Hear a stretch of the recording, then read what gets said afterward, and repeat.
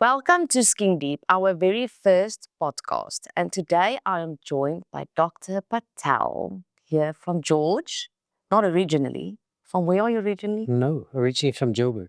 Yes. Mm. Welcome, Dr. Patel. Thank Thank you very much for sitting time out to chat with us all things plastic surgery. We want to dive into all of the procedures that you do. But before we get into that, a little bit of history about you and why did you choose plastic surgery and reconstructive surgery? Christine, I think it chose me sometimes because I went through medical school not knowing what I wanted to do. I wanted to become an ICU specialist and then even a gynecologist. And in fifth year, I did 2 weeks of plastic surgery. And all of a sudden, I found what I wanted to do within 2 weeks. I knew that that's what I wanted to do for the rest of my life. So it was a very quick decision that happened over a 2 week period. And after that, I just pursued what I liked. And I went a bit into Google and Chat GPT to find the history. And I've seen that you went also for a period you were in India. Yes. And I can't pronounce the doctor's surname. Okay. And I see that you've trained there with Dr. Raja. Dr. Raja Sabapak. He's the head of the Ganga Hospital in Coimbatore in Tamil Nadu. And they are a specialist hand and orthopedic surgery unit. So I went there to train in 2018-19. I went there for 6 weeks and I trained with him, or at least just had an exposure to his hospital and the things that they do. And it was mainly for orthopedic and hand surgery. Oh, amazing. Yeah. Tell me, Dr. Patel, how do you find living in George, coming from Love it. Gauteng? Love it. I'm a Sainton refugee, as they say, but I love it here. And yeah, I've been here for 6 years now, and I wouldn't have it any other way. And you are also an active person. We've just spoken about that. So you're also a runner. Yep. And that's the nice thing about George. You can Absolutely. run Keeps me everywhere. sane. I can run in the mountains every day, and it's wonderful to be here. No, I agree. I must say that is the nice thing about George. And then the big thing that everyone wants to know about and talk about is tummy tucks and breast surgeries. So that's actually the first time when I've met you is I came to you for a consultation, and that was around 6 or 7 months after my twins were born. But I ended up doing my procedures with someone different because you went on leave, and you know how the patients are. I want to have my procedures done now. And then you went on leave. So I've had my tummy tuck and breast surgery done. But I think there's also a lot of questions around that for women losing weight or after birth. That is the big thing is when is the perfect time to do it and when are you a candidate for plastic surgery, for tummy tucks and breast procedures? I don't think there's no perfect time to do plastic surgery. The perfect time to do plastic surgery is when you feel you need something done, and then you, with discussion with your plastic surgeon, decide, well, is it appropriate? So in your case, take your case, for example, is you've had twins. Mm. You decided that you didn't want any more children. So that's No. an important decision. Yes. You also decided that, you had breastfed, but that breastfeeding in future, even if you did fall pregnant with a tummy tuck, the breastfeeding wasn't important for you, or you could have done without it. So these are all small factors that you take into account with your surgeon to say, well, I now have a post-pregnancy tummy that I have tried for 6 months or a year to get improved. I've been to the gym, I've got to my pre-pregnancy weight, but I still can't get rid of the skin.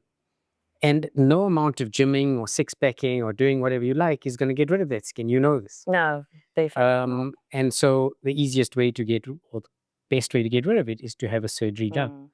But it's not for everyone. And you have to understand that together with the surgery, whether you have surgery with anyone, whichever plastic surgeon, you have to discuss with them what are the risks of having that plastic surgery. Any surgery that you have will have risks to it. So your surgeon would have discussed with you the risk of bleeding, the risk of having a wound complication. How does that impact on your life? You're a working mom.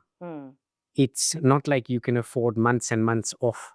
So if you were a working mom and a smoker and this and maybe unhealthy, then maybe the surgery is not for you. Yes, yes. On the other hand, you'd had 2 kids. You know that it was going to take at least 4 to 6 weeks to heal.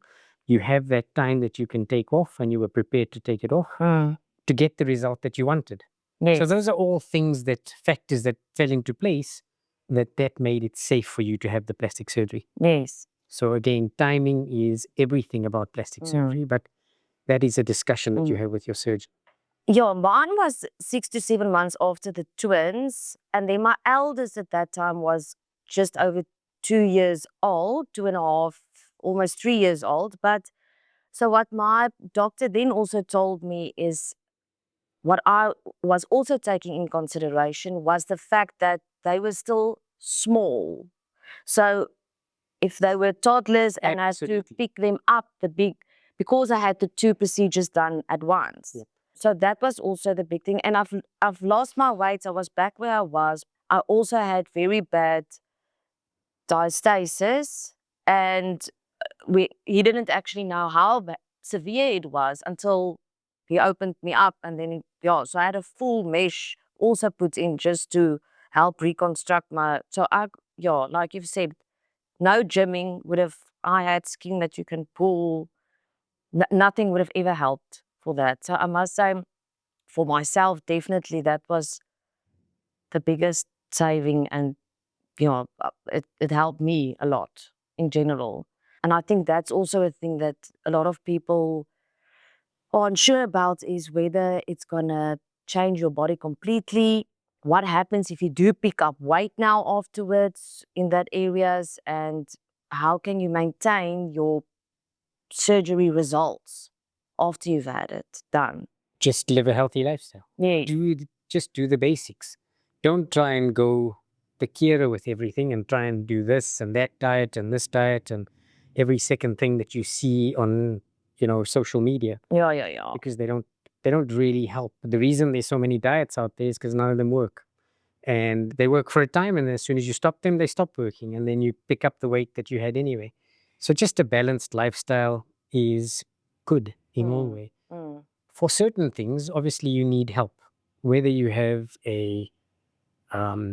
an overweight person who just can't lose the weight, or pre-pregnancy weight that post-pregnancy weight that you just cannot lose. And then maybe there's a role for consulting a doctor and finding out if you're a candidate for maybe a GLP-1 inhibitor these days or something like that. But this is the rare cases. On the whole, it's regular exercise, just healthy eating, and a balanced lifestyle. And Definitely. in general, the other thing I think a lot of moms don't take into account is that they want their pre-pregnancy bodies back as if they were 20 years old. You're not 20 years old. You No. have 2 or 3 wonderful kids to show for it. Sometimes just embrace the body that you're in and accept that your body is changing. And as you embrace that, it actually helps you for your expectations into what the surgery can do for you. Because that's where a lot of the unhappiness comes in, is that you have the tummy tuck done, you have the breast surgery done, and then you're still not happy because you think, well, this is not what my 20-year-old body looked like. Well, you're never going to have your 20-year-old body back. No, that's That's a true. myth. Yeah. And as you age through your 40s and your 50s and your 60s, your body's going to change. Rather accept that than try and fight it all the time and try and look for the next best thing that's going to make your body look like when you were 20. No, definitely. Yeah, and I can definitely say there's a difference between being 28 and 38. Completely. And yes, there was 3 kids now afterwards, but still, it takes time and effort to maintain, I've always been active. It's always been something that I strive towards, is being healthy. So it's not like I've ever had to go through a major thing to change from being overweight and very unhealthy. But it's still it's difficult to maintain that. and you can see it on, even though I do mostly 70% of the time, I do everything right according to health and exercise and eating, but there's still a difference between 28 and 38. And like you said, you just need to embrace some of it. And that difference you just accept. Exactly. But that's also just with wysheid met grysheid. So as you get older, now I'm definitely more fine with a bit of cellulite. Where when I was 28, oh goodness, it would have been a bit more. Now kan ek nie minder omgee nie. Dis nou all right. Tummy tucks and the breast surgeries combined, what do you prefer? Do you combine the two procedures together at once, or do you divide it up into separate procedures? So that's dependent on the patient's age.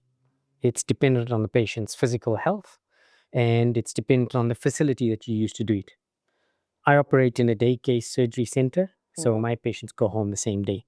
Or they'll spend an overnight with us in an overnight facility that we have with a nursing sister. And most of my patients will do that if they're having a tummy tuck and a breast surgery. Yes. On the whole, it is easier for us, or most of the time, I would recommend a patient who's having the need to have both tummy and breast done to have it done at the same time. So one anesthetic, what the limiting factors are how long I predict it'll take me to do that operation. And I don't want to have an operation that lasts more than sort of 3.5 hours. So anything longer than 3.5 to 4 hours is too long. And then I would split the surgery into 2 different surgeries. But you can predict that beforehand. To a certain extent, you can by looking at the physique of the patient, by understanding the dynamics of what you're operating with, of who you're operating on. So in a patient who's got a large amount of skin to take out, lots of liposuction to do, perhaps very big breasts to reduce, that's going to take you slightly longer than in a patient who's got smaller breasts to reduce, or when you're putting an implant in and a fairly small tummy tuck to do, you can do that in an adequate amount of time to decrease the risk to the patient. Yes. So the risks that you have to take into account, or the operative risks that we take into account, is what are the chances of that patient having an anesthetic complication, like a clot in your legs, like a deep venous thrombosis that can result in pulmonary embolus? What are the risks of getting a pneumonia from not being able to mobilize quickly enough? So those are the kind of things that we look at and we say, okay, is this patient a good candidate to do it, or are you not? So let's take 2 examples. Take yourself in your mid to late 30s, having 2 kids, being fairly healthy, and having a relatively small tummy tuck to do with relatively small breasts that were more lost in volume than anything else, to then put an implant in. In that case, you're a decent candidate. You're young, you're healthy, we can get you out in a decent amount of time and you can recover pretty quickly. And with that, most of the anesthetics is not just a general anesthetic. You're also getting local anesthetic infiltrated into your tissues, which makes mobilization, moving after your operation, much easier. Yes. Much easier. So then you compared to a person to a mom who's 48, 10 years older than you, or let's just say 45 to 48. Yes. 10 years older than you, maybe is 20 kilograms heavier than you, has large breasts, we need to reduce those, and has a large hanging stomach. Yes. That then needs to be taken into account. And you say, well, okay, can we safely do this? Is it going to be possible to safely get this patient out? And your safety parameters in cosmetic surgery must be the threshold must be very low to being safety versus just trying to get everything done at one stage. So anything that's going to make that risk more to you as a patient needs to be taken into account. And I would rather then do 2 separate anesthetic procedures. And if it costs you a little bit more, well, so be it. Today's episode is brought to you by Third Generation here in George, a family business established in 1963. At Third Generation, you can get everything from kitchenware, electrical appliances, patio furniture, and so much more. We've used third generation since day one when we moved to George. They have exceptional service, and everything that they do for you from start to finish is with ease. Thank you, third generation. We do appreciate working with you, and thank you for sponsoring this podcast. I had a complication with my breast surgery where my areola didn't get enough blood supply afterwards. So then I ended up with months of wound care with Sister Yvette Barnard in town. And yeah, luckily for her, she saved a bit. But my surgeon explained to me at that point that that's actually, he told me beforehand, that is a risk. Because of the movement of the areola and the nipple, because of the lift, and he immediately saw it the day after he took my bandages off. He said to me, "This is a disaster. There's something happening here."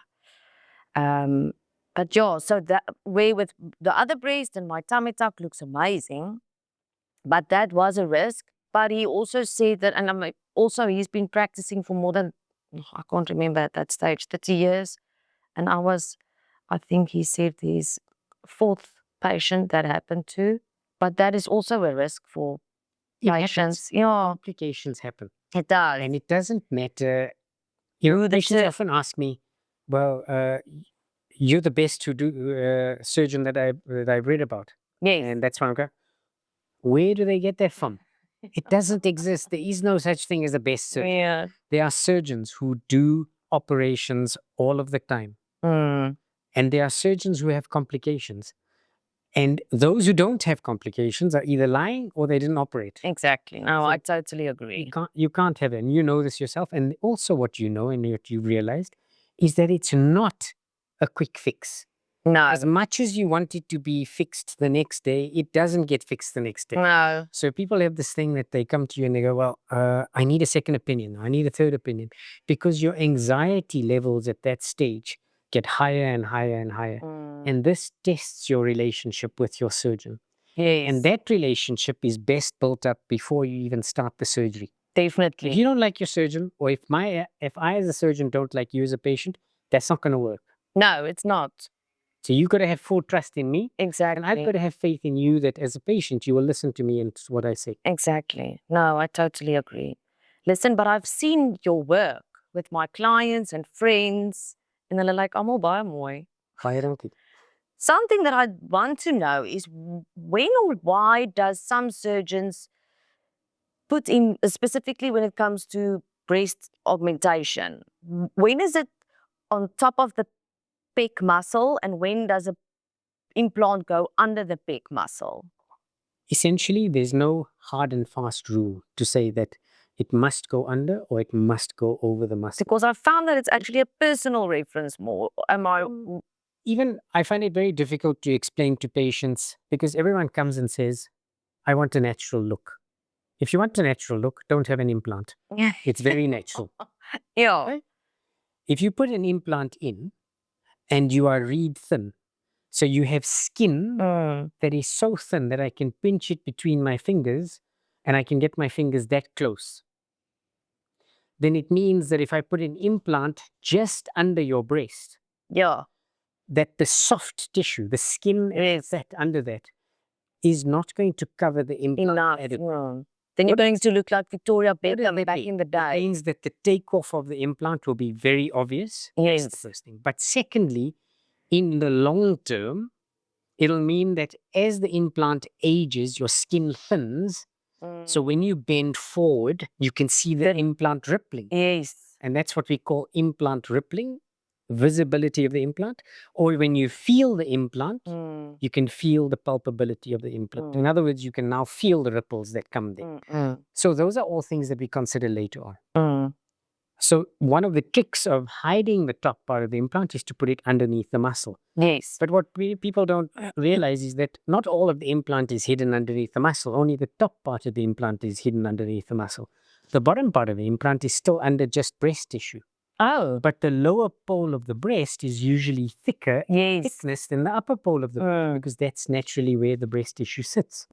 So that's how and it's a decision that is decided upon again with your surgeon after he's examined you and what he feels comfortable as well with as well in terms of where he wants to place the implant. So it's not just a decision that you go, oh, I've seen some Google images or I've seen this surgeon's thing, and he does it above the muscle. I want mine above the muscle. If he does it, then we'll go to him. But you need to understand that every time you go to a surgeon, you're speaking to someone who's helping you with a problem. You want a solution to a problem. He's got to examine you. He's got to ask you the questions that he thinks are right in terms of what you'd like. And then he's got to put two and two together and say, okay, well, this is the best solution I think is for you. Whether it be for longevity, whether it be for looks, whether it be for the least amount of complications. So, for instance, I generally want to do surgery that I hope my patients are not going to come and see me after 2 or 3 years. And hopefully, they can last for as long as possible. Exactly, yeah. Feeling comfortable with the implant or with their surgery. There are other surgeons, and I mean, this depends with time as well. So in the 80s and the 90s, and in the early 2000s, we used to probably do much bigger sized implants. Yes. It was in vogue to do 400 cc's and 500 cc's. That kind of has fallen away. A lot of that vogue has come back now down to, 250, 280, 300 cc's is a relatively big sized implant these days, whereas it wasn't before. And so that has changed as well. A lot, yeah. So all these decisions about where to place implants, what size to go, these are best discussed with your surgeon. And each surgeon will have his own philosophy.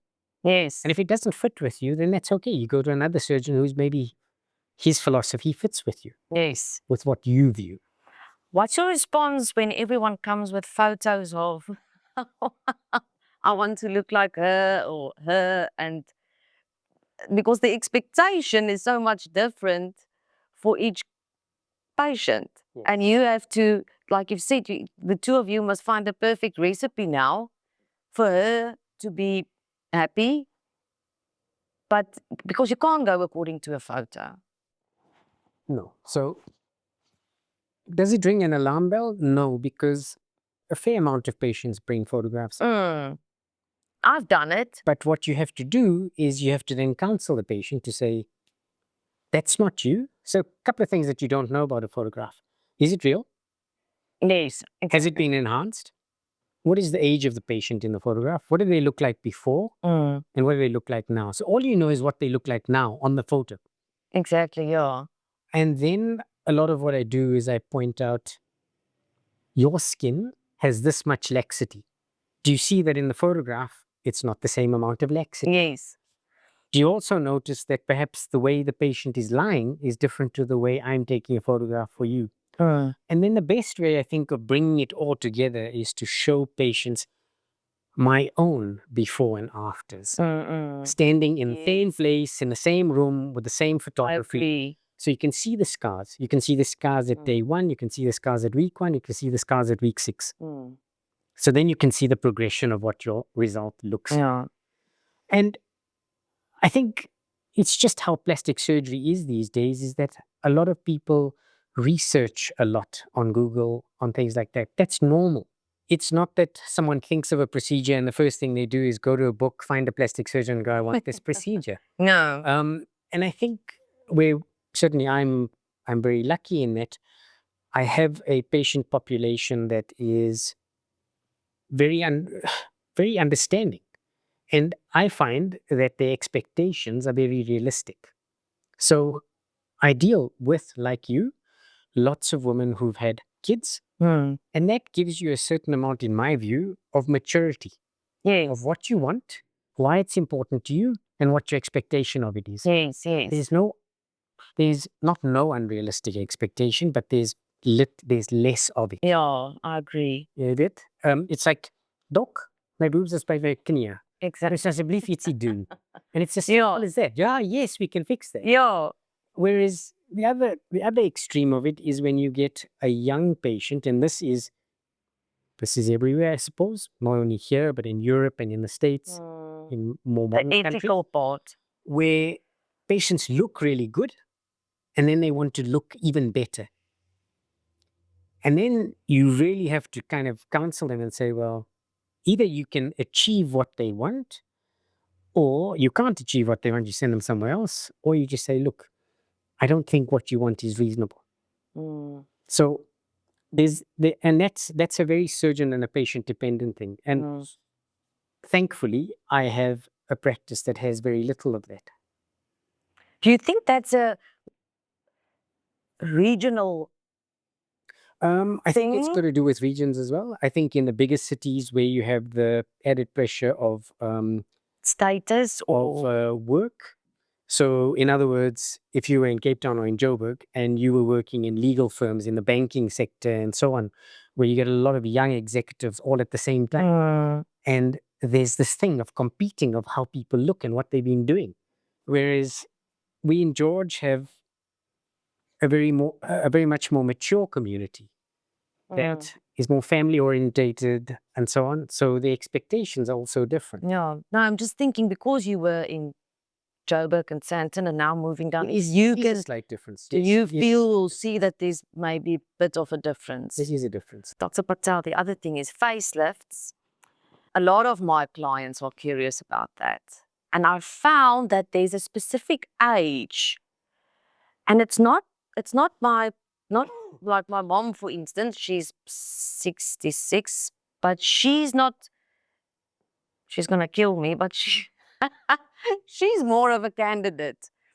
But she's too scared. But I found that my patients net voor 50 en net early 50s, when they start seeing the change in their faces, and it's just that it would look great if it was a bit tighter, again, and you voel weer, jy lyk weer 40.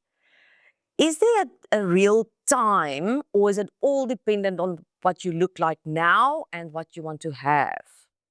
So kan jy op 48 'n facelift kry and then again at 65? Verseker jy kan. Maar weer eens, it depends. Is it? Okay. So there's not a too early or Depends. too It's not late. too early, too late, to anything. Okay. Die groot verskil is dat onlangs, die laaste afgelope 20, 25 jaar, you've done fillers and Botox. Yes. So fillers and Botox have now seen many patients through from, I don't know, 25 to say 50.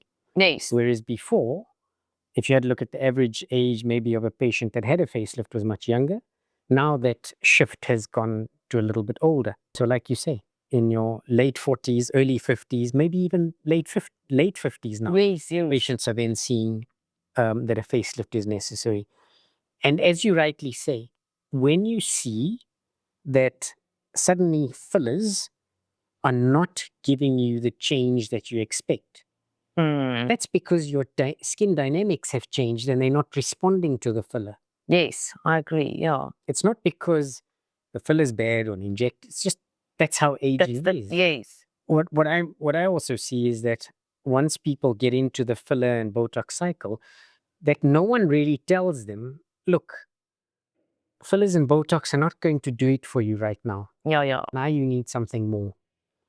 And for me, the biggest thing about facelifts is that patients are so scared of a surgical procedure, whether it be on the internet or whether it be in media or, that the whole paradigm of Botox and fillers has made it that everything can be done with an injection hole as a lunchtime procedure. And this is where threads have also kind of made that movement. So you want minimal scars, you want maximum benefit, and you want no downtime. And those three things at a certain age start to go away. You can't get all three. No, I agree. Yeah. And so you have to expect some downtime. You have to expect some scarring. Yes. Which, to be honest, once the facelift scar is healed, you can't see it at all. Can't even see it. But it's that fear of having that facelift scar. And so when you start explaining to patients what you're going to do in a facelift, suddenly they go, well, doc, isn't there a mini something that you can do? Because they've heard this word mini so many times. What is mini? Scarless. Yes. Those are the other buzzwords that they hear. Yes. And so those kind of things, they're unrealistic. They're unrealistic in their expectation because they hear it on social media. They hear about a surgeon that's been doing it in America and they think, why can't we do it here? Mm. Are our surgeons that bad that they can't learn these minimally invasive techniques that give you amazing results? What they don't hear about is the complications associated with those procedures. And so once again, it comes down to what have we been comfortable with for the last 30 to 35 years? What kind of procedures have we been comfortable with? What have given us the least possible complications? And what gives us the most reliable, consistent results? That's what you want for your patient. Ja, definitely. You want something that you can tell a patient met vertroue. Ja, Christine, hierdie gaan vir jou werk. ja, of nie. And these are the risks. I know I've done 50 of these work, this works for me. So that's how you discuss a facelift with a patient. And again, it's also, I think, one of the things that I would like to see change just from a aesthetic practitioner standpoint is to understand the dynamics of when fillers don't work anymore and stopped trying to kind of, have this thing to the patient about fillers. Now let's do another filler. Let's do another thread. Let's do the newest type of filler that's come onto the market. It No, doesn't help I after a agree. period of time. And that it's also, yeah, where the ethic part for the doctors also comes in. Like Dr. Elisha, for instance, it works with me, is actually quick to tell patients, I know the result and the expectation that you want, and I'm not going to be able to give that to you with fillers or biostimulators or whatever it might be, because the patients do expect a surgical result. Yes, from a non-surgical procedure. And I think that is very important. Yeah. And we do educate the patients a lot about that, especially also when it comes to doing bleft treatments. You can only tighten the skin as much. I'm very quick to refer those patients because you don't get the result that you want. Absolutely. Like with a surgical procedure. What and how long generally can a facelift last? Or is that also dependent on the patient's general health and their skin quality? The easy answer is forever. Because what you did was you took that patient from 58 and you probably took them back to about 48. And then you're still going to age. So then you start again. Patients ask me, when am I likely to have another facelift? I generally say maybe in 10 to 12 years' time. But does that mean at 10 to 12 years that your face is going to fall off the edge of a cliff and that's the time you're going to need? No, you're going to start aging. So by 2-3 years, some patients also are going, the first thing they're going to come to me and say is that, I see this new neckband, there's a bit of extra skin and I don't like it. I'm going to go, well, it's too early. Just wait and carry on and do whatever you want. So, and it's also dependent on skin quality, as you said, on your general health. So if you're a smoker, spend lots of time in the sun, if you spent lots of time in the sun before, that skin is going to age quicker than someone who has it. Yes. If you've taken care of your skin before, if you're going to take care of your skin afterwards. And I think one thing I say to my patients after facelifts is that doesn't mean you're not going to take care of your skin any longer. You still have to do that. Yeah. You still need to. So that's still important. The other thing is what I've seen when we mentioned or talked about the scarring is no one will ever notice the scars of one if they sit opposite you. I see it when especially with my new clients or so, the new ones, then I know they've had the facelift done when I take their hair back. And what's so funny about, I just actually heard that the other day. Someone was talking about, daai tannie lyk so goed vir haar ouderdom, en sy lyk so natuurlijk. But I know that tannie had a facelift done. And she does look amazing because she doesn't look weird. She doesn't look funny. She doesn't look overfilled. So sy lyk net stunning vir 65. And she looks so, and she's a very plain Jane as well. But I know that she had a plastic facelift done, I think more than 8 years ago. And that's also the thing. I will never obviously tell the patient, yeah, but that Tony had a facelift done. But that's the thing. Like Chris Jenner that had her facelift done, she looks amazing to me because she doesn't look overfilled or weird or funny like Demi Moore, for instance. A few years back, she looked weird. But Chris Jenner, she looks actually amazing to me compared to her daughters. They look overfilled. So I think a facelift is such a nice, natural result treatment at the end of the day. I assume you can still look like Catwoman if you want, or really weird. Certainly not in most surgeons' hands in our country. Yeah, to get it's it not done our thing. because we just don't overdo things. No. And again, we aim for naturally looking results, especially with facelifts. So, and again, it's people reading what they see on media, on plastic surgery websites, and then they come to you and go, and they typically go, I don't want to look like that. I don't want to look like Mrs. Wildenstein. Mrs. Wildenstein is like the extreme Yes. plastic surgery. You're not going to look like the extreme. But I can see where that fear comes from. Yes. And so, no one, I suppose people come to you and they say, I don't want to look like Demi Moore, or especially when we talk about fat grafts or fillers and so on.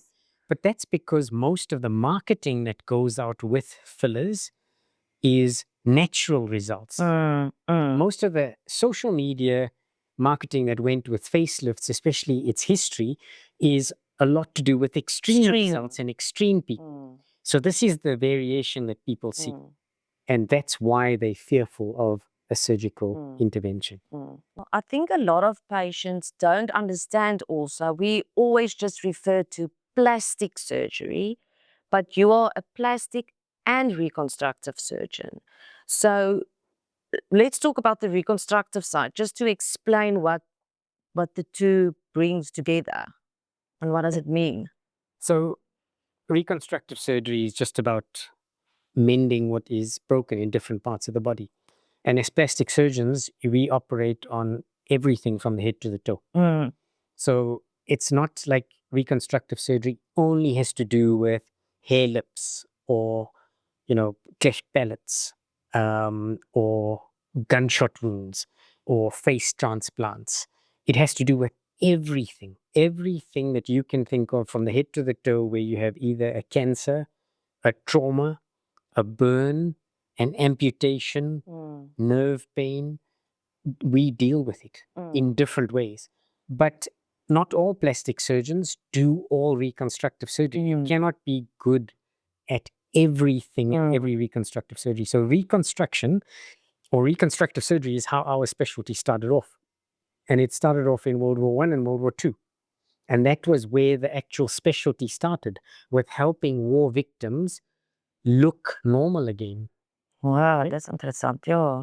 There's a book called The Guinea Pig Club, and that is about the World War II victims who got assisted by surgeons, and famous surgeon is Harold Gillies. And so he started this whole thing where he was helping burn victims, helping reconstruct their noses, their faces, and so on. And that's where the term reconstructive surgery really came, and that's where our specialty was born.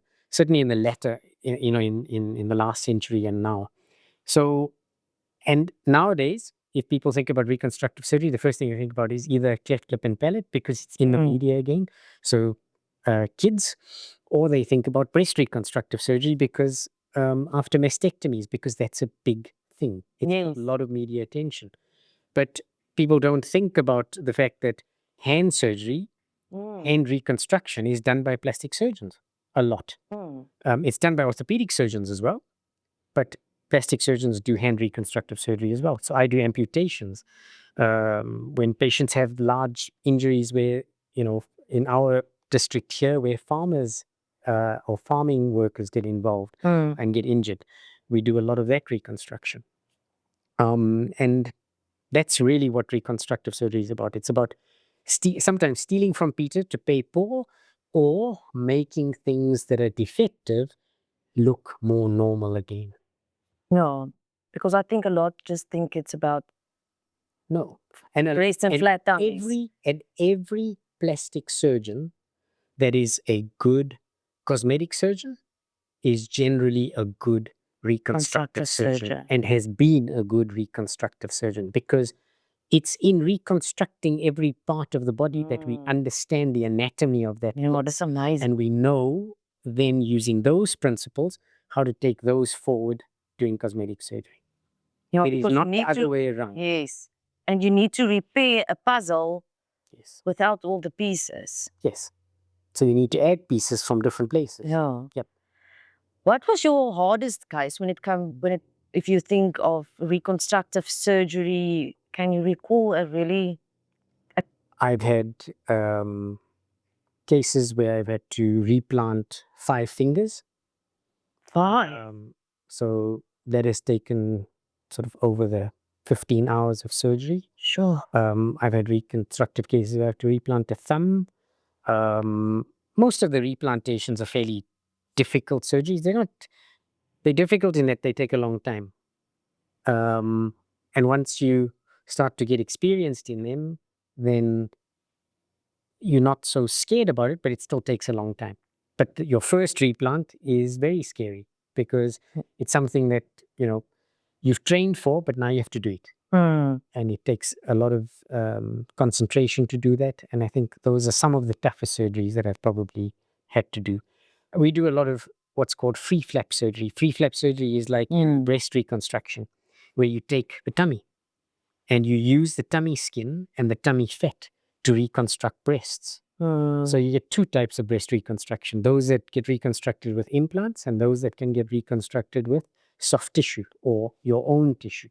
And those surgeries are also difficult, whether they be for breast reconstruction, whether they be for head and neck cancers. Those are all really technically challenging cases. I remember when I was still working or nursing in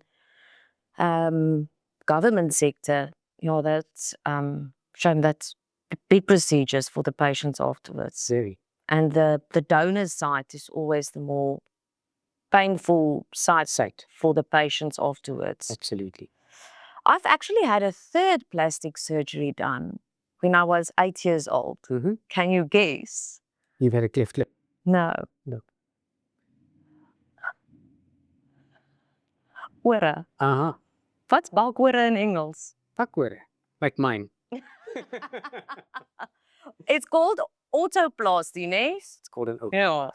So I had lekker balkwera when I was, so I was 8. And I've always had small ears, but I never knew I had balkwera because my mom and my dad didn't point it out to me all the time, thankfully. But then my mom said she was going to leave it until she will know when we should do the procedure. And then at some point I came to her and I told her there was a boy at school pointing out that I get groot ore soos 'n olifant of something like that. And then she said, okay, let's try to stop it in its tracks before it becomes something. But that's also a very common procedure. It is not very common. We see it commonly. And to your point of everyone wants to know when's the best time to operate on it. And in general, it's when kids start to go to big school, because that's when kids start to notice. So in pre-primary school, I think everyone just goes around, no one really cares, it's fine, it's absolutely okay. Suddenly in primary school, something changes and kids start to notice, since kids may hulle spot jou. Yes. En sodra dit begin, then the family notices, and that's where it starts.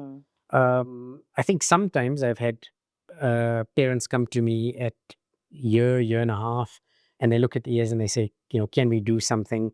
And in general, you kind of want to say, okay, well, if you don't make a big issue of it, then let's wait and let's just do it before he goes to school. Yes. But don't start making a big issue of it now. It's too early. Yeah. And let your child grow. But yes, it is a common surgery that's done. No, I An agree. autoplasty. And they're called bat ears that's the Or is that prominent ears. Okay. Afrikaans bakwera. Since we've moved to George, third generation has been our one-stop shop. for everything in the house. And since then, third generation is also visited by us on at least a weekly to 2 weekly basis, because there is new things and furniture every single time I visit.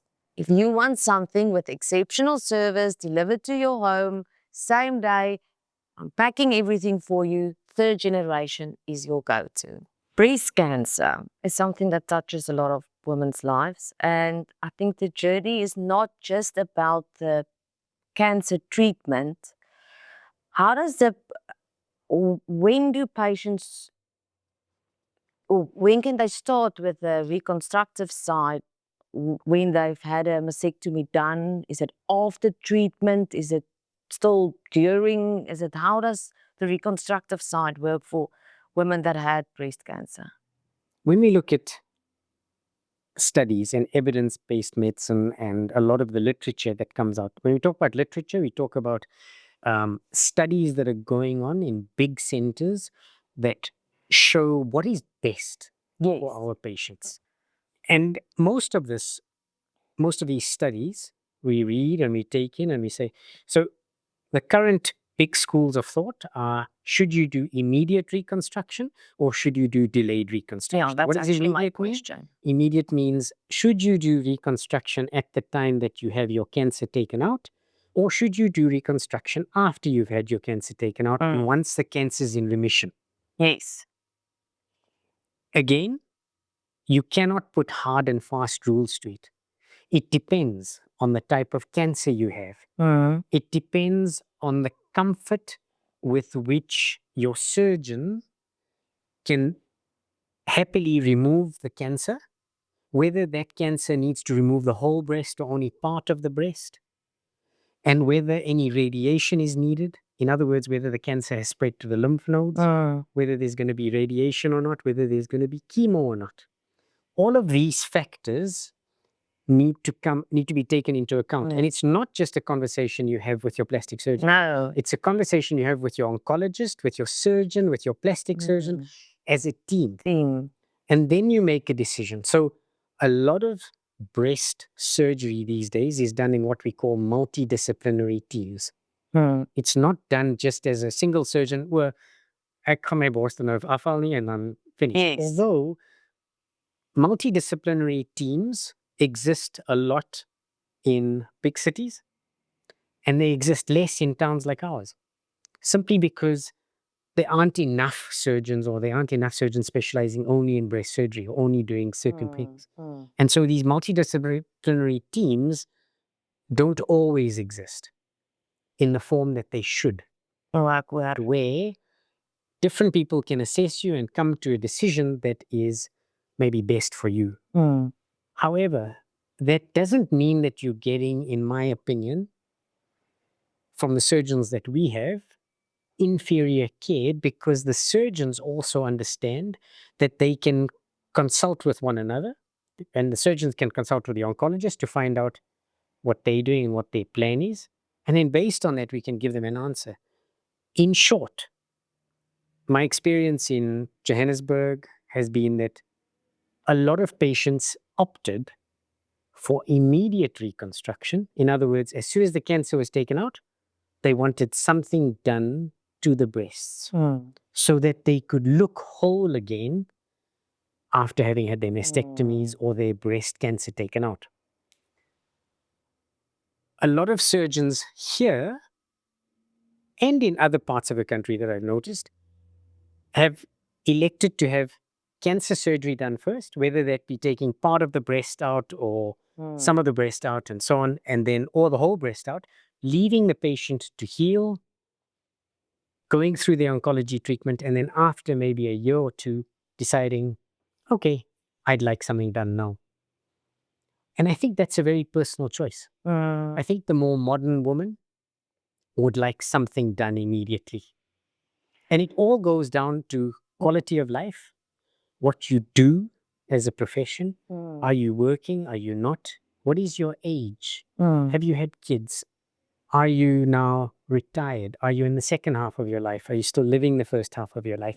So all of these things are decisions that you can't just put one thing on it and say, immediate is for you, delayed is for you. Yes. Again, you have to kind of Each look patient's each patient's story. Yeah. And I think for women, it's also obviously very much about feeling like Oh. a woman. Like a woman, exactly. I've seen patients that had mastectomies done, and even me as a nurse, that uh, it has an effect when you see a patient like that. It's really sure. I want to get emotional, but it looks. I feel for them. It looks, and I can just only imagine if you have to not have breasts, go through life as a woman. It's not a nice thing. So I've seen this as well again, and it has a lot to do with age, and it has a lot to do with where you are in life. I think a lot of the older patients that we see here who They have don't had mind. mastectomies, they're actually they're comfortable with the fact that Yes, they're living life cancer-free, free. and they're quite happy with it. And they wear the bras with And the they can wear a bra with a sock or with some Mm. filling, and they're happy with it. And then obviously, those patients that perhaps were active, have active or had active lifestyles, and cancer has brought that to a halt, yes. and now they want to get back with it.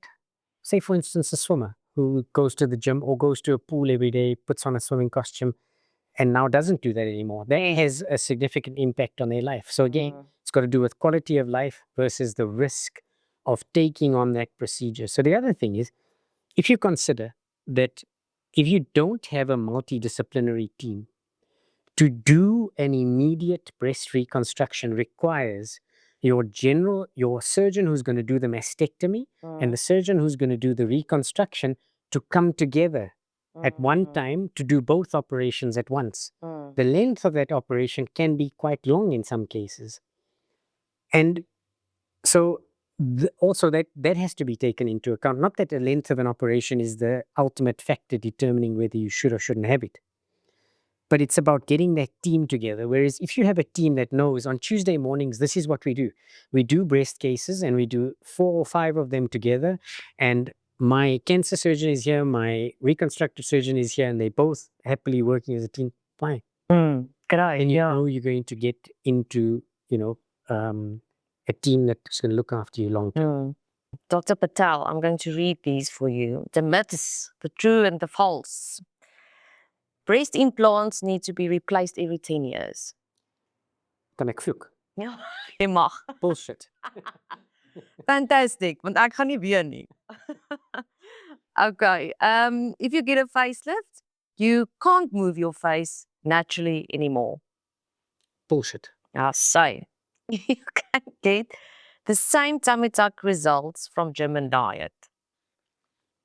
Depends. It depends. And also what's your normal or what you're happy with. For your tummy tuck. I mean, that's no. Uh, But once you have loose skin and once you have stretch marks, no amount of standing on your head, doing handstands and this stand and that stand is going to help stretch marks or loose skin Exactly. because it's stretched out. Ja, no. Jy kon hom so ver getrek het, dit sou nêrens heen gegaan het nie. Scars from plastic surgery are always huge and noticeable. Okay, so we've cleared that. It's not.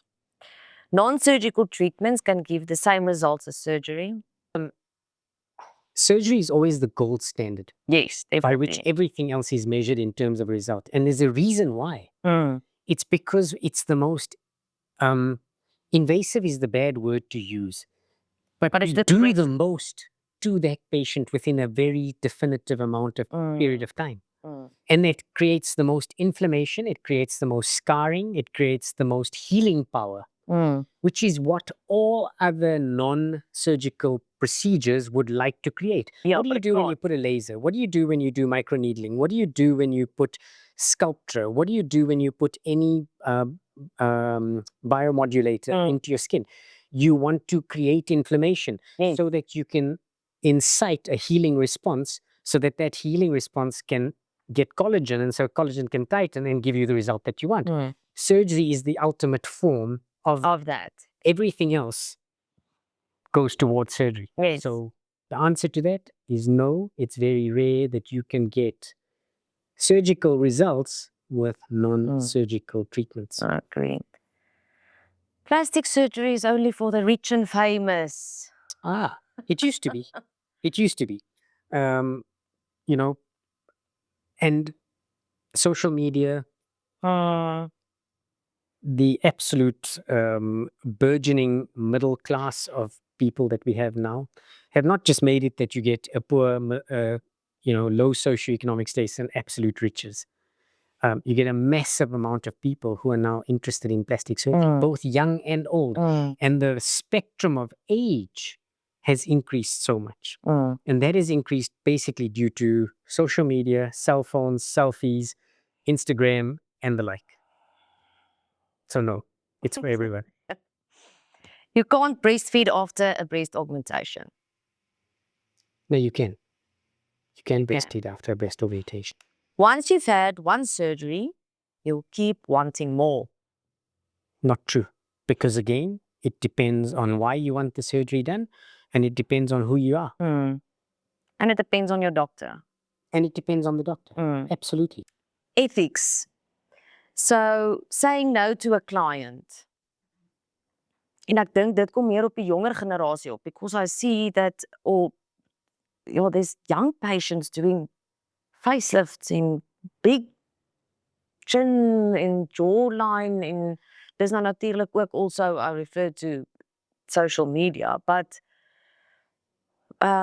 we have to say no to patients at some point if it's either in interest of for the best for their health or but also to be realistic and to tell someone near. No. So it's interesting because as much as you say there's young clients that have unrealistic expectations that come to you, my own experience has been that when I was younger, I thought I could do everything. And I thought I could help every patient.